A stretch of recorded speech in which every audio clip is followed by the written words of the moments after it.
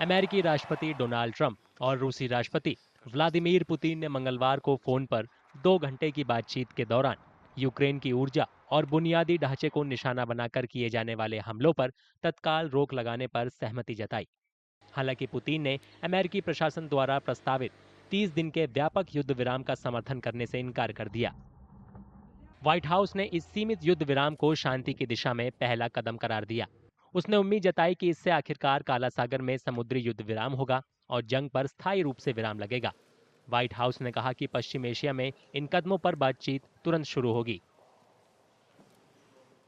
The fact that two leaders of great powers are talking is itself a good sign.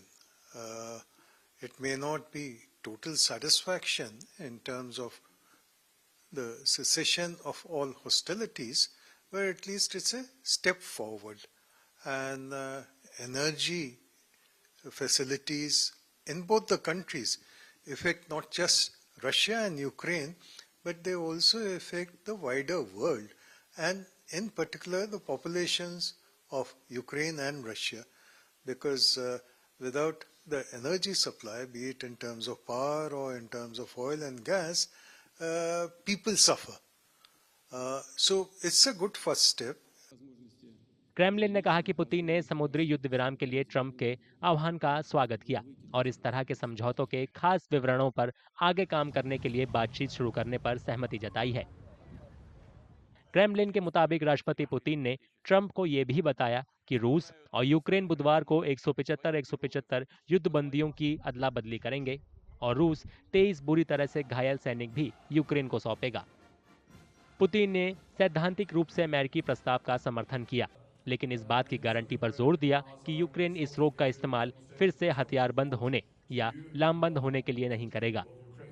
उन्होंने Ukraine से NATO सदस्यता की अपनी मांग को छोड़ने, अपनी सेना को कम करने और मॉस्को के असर को बनाए रखने के लिए रूसी भाषा और संस्कृति को बचाए रखने की मांग भी दोहराई।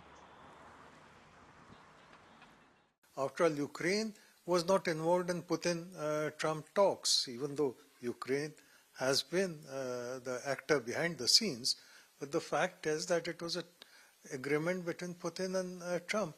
So naturally, if the supplies of intelligence and other information continues to one side, it cannot be called a ceasefire, even in that limited sphere of infrastructure and energy facilities.